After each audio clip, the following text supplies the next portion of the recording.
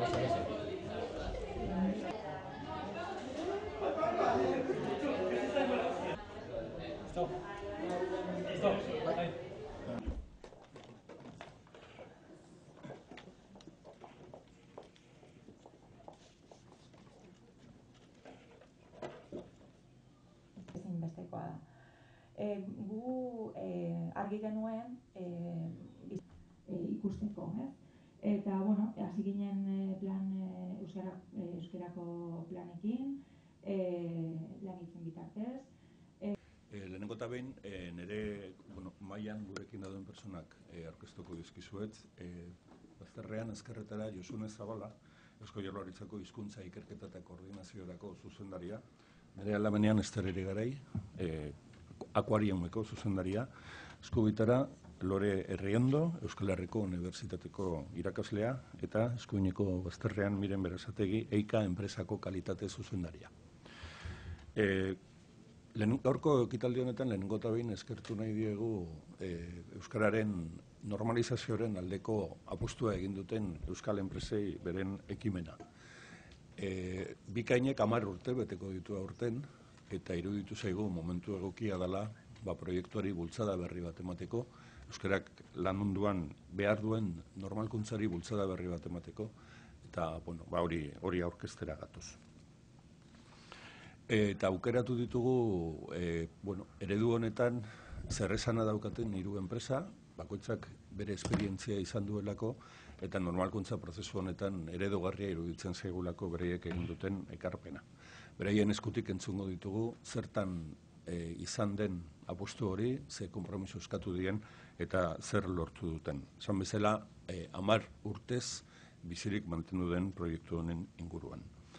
Hitz egiten dugunean, nondik nora joan behar duen euskararen normalkuntzak beti erabileraz hitz egiten dugu, eta erabilera horrek garrantzi berezia behar du arlo guztietan jakina, baina garrantzi berezia ematen diogu lan eta harreman ekonomikoen inguruko esparruan bultzada bat emateari.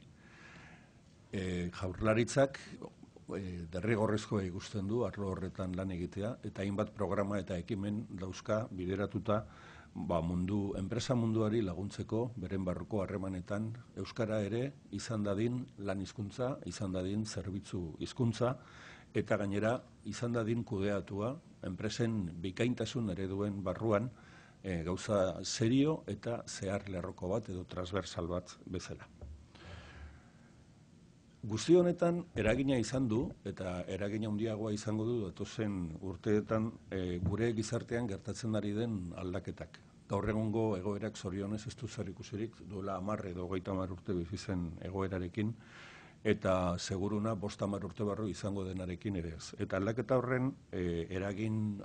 horretan eragin duen faktore nagusia izan da hezkuntzaren mundutik lan mundura hurbildu diren pertsona gazteen hizkuntza gaitasuna. Gaur egun, goi mailako ikasketetara, bai unibertsitatean dela, bai lanbide profesionalean dela, eta gero hezkuntza mundu horretatik lan mundura salto egiten duten gazte gehienak, neska eta mutil gaztere gehienek, badute hizkuntzaren gaitasun bat, euskararen gaitasun bat, lehen inoiz gertatu etzena. Seguruna esan dezakegu gure historian lehenengo aldiz gertatzen ari dela honen moduko zerbait. Agian, industrializazioa hasi zenean, 19. mendean, hainbat euskaldun izango zen, lantegietan eta fabriketan, baina argi dagoena da, pertsonaiek ez zeudela alfabetatuta eta ez zutela landutako hizkuntza gaitasun bat. Orain alderantziz, beste egoera batean gaude, eta egoera horren eragina areta nabarmenagoa izango da datozen urteetan. Eta hori, aukera bada eta erronka bat da danon artean landu beharko genukeena.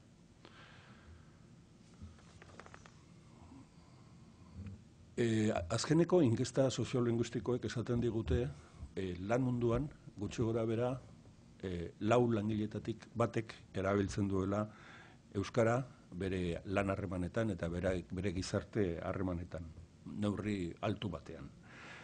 Eta hau berez garrantzitsua da, ze hau bereziki mundu pribatuan gertatzen ari den egoera bada, ezta?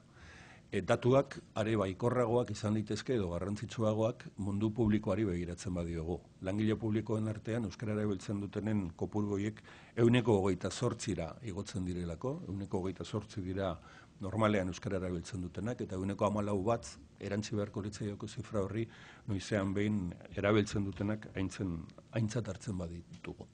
Beraz, aukera berri baten aurrean gaude, eta horregatik planteatzen dugu, eta gaur ekitaldi honen bitartez ematen diogu hasiera bide horri, asmoa daukagu modu zuzenean, gaur banatuko dizuegun informazio honen bitartez, 1000 enpresetara iristeko, gonbitea eginez, bat egin dezaten, euskara normaltzeko dauzkagun programikin, eta modu digitalean askoz gehiago izan daitezke honen berri jasoko duten enpresak. Lan munduari begira, Jaurlaritzatik planteatuta dauzkagun programak 4-5 klasetakoak dira eta danak bultzatu nahi ditugu proiektu honen bitartez. Batetik, jakina, orain arte egin dugun bezala, enpresatan euskara planak bultzatzeko lerroak eta laguntzak dauzkagu. Azken urte hauetan, ia 460 dira laguntza horiek eta euskara plan horiek bultzatzeko izena eman duten eta lan egin duten enpresak. Bigarrenik, badugu Euslan izeneko proiektu bat, euskara lan hizkuntza bilakatzeko erabiltzen duguna. 12 enpresatan egin dugu ahalegin hori. Horietako bat, Elai enpresa da, eta nolabait eredugarria izan da egin duen ahalegina, eta industria munduko enpresa honetan egin dugun ahalegin hori orain nahi dugu eraman arlo publikora Espriren eta Eberen bitartez. Hirugarrenik, Lanitz deialdia daukagu, euskararen erabilera eta presentzia areagotzeko erabiltzen dena. Horrez gainera, hitzarmen bereziak dauzkagu eta bultzatu nahi ditugu merkatalgune handiekin eta finantza entitateekin, hizkuntzaren erabilera bermatzeko asmoarekin, eta kontseiluarekin batera euskaragileak izeneko programa daukagu, eta hemen helburua da euskararen alde edo euskara erabiltzearen alde apustu egin duten enpresa hoien referentzialtasuna ezagutzea beste enpresa batzutan bilerak eta bizitak eginez. Eta urten, ariketa berezi bat egingo dugu, Arratia Bailaran, bertako enpresa ertain handietan euskararen erabilera bultzatzeko. Gutxi gorabehera, 2018ko aurrekontuan 2,6 milioi euro dauzkagu begiz ikusita eta izendatuta programa hauei bultzada emateko. Eta azkeneko hitz batzuk aipatu beharko nituzke bikain programaren inguruan. Esan bezala, 10 urte beteko ditu aurten programa honek, berritasun batzuk izan ditu. Berritasunetako bat izan da orain arte mundu pribaturako planteatuta zegoen programa bat mundu publikoari begira ere jartzea, eta erakunde publikoek eta enpresa publikoek ere helburu bezala hartzea, enpresa pribatu askok egin duten bezala, bikain ziurtagiri horiek lortzea.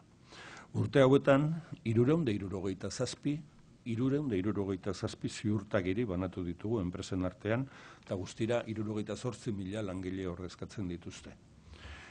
Esan dudan bezala, helburua da aurrerantzean erakunde publikoak eta enpresa publikoak ere bat egitea proiektu honekin, hori da berritasunetako bat. Eta beste bada, hemendik aurrera modu malguagoan eta irekiagoan egitea ziurtagiri horiek lortzeko prozesuak. Beraz, urtean zehar egongo da aukera izena emateko, ebaluazio horiei begira, eta ebaluaketak urtean behin izan beharrean, urtean birritan egin ahal izango dira. Beraz, esaten dudan bezala, helburua da guzti honi bultzada bat ematea. Beraz, eta zehaztasunez esan da bikain proiektuaren inguruan datozen hilabetetarako zeintzuk diran dauzkagun helburuak, lehenengoa izango litzake enpresa kopuruak handitzen jarraitzea. Eta enpresa pribatuak ahaztu gabe, gero eta enpresa publiko gehiago erakartzea proiektu honetara. Bigarren helburuak lurraldetasunarekin du zer ikusia. Ikusi dugu lanlerro honetan ahaleginik handiena egin duten enpresak Gipuzkoakoak direla, gero datoz Bizkaitarrak eta azkenean daude Arabarrak. Diferentziak handiak dira eta nahiko genuke berdintasun hori bultzatzea areagotu ez dadin lurralde ezberdinen artean. Eta hirugarrenik, bikainen inguruan daukagun helburua da, orain arte ikusi dugu bikainen aldeko apustua egin duten enpresari gehienak direla osasunaren, gizarte zerbitzuen, industriaren eta energiaren arlekoak. baita hezkuntzaren mundukoak ere. Eta ikusten dugu badaudela gure ekonomian sektore batzuk indar berezia hartzen ari direnak, ostalaritza dela, turismoa dela, eta hoietan nahiko genuke bikainek ematea pausu berri bat. Hauek dira bereziki saldu nahi nituen helburuak. Lehenengoa beraz, ekimen berri bat egitera goazela, enpresei zuzenetara zuzenean zuzenduz bat egin dezaten gure proiektu honekin, animatu nahi ditugu bereziki enpresa publikoak eta erakunde publikoak bat egin dezaten proiektu hauekin, eta iruditzen zaigu datozen urteetan aurrera pausu nabarmenak eman ditzakegula, badirlako oinarri batzuk. Eta oinarri horiek dira lan mundura datozen hezkuntza munduko pertsona horiek, eta jakina jende askoren konpromisoa. Euskara lan munduan bikaintasunarekin lotuta dagoen kontzeptu bat da. Enpresak modu bikainean kudeatzen dira, eta nahiko genuke euskara izatea kudeaketa horren oinarrietako bat, eta bikaintasunaren eredu bat. Eta hemendik aurrera nahiago nuke hitza ustea eredugarri diren enpresei, eta 3 ekarri ditugu gaur hona. Eta lehenengoa gure anfitrioia izango da. Beraz, akuariumak izan duen esperientzia aurkezteko aukera bada, eta Ester Irigarai utziko diot hori aurkezten. Eta eskerrik asko toki ederronetara etortzen usteagatik.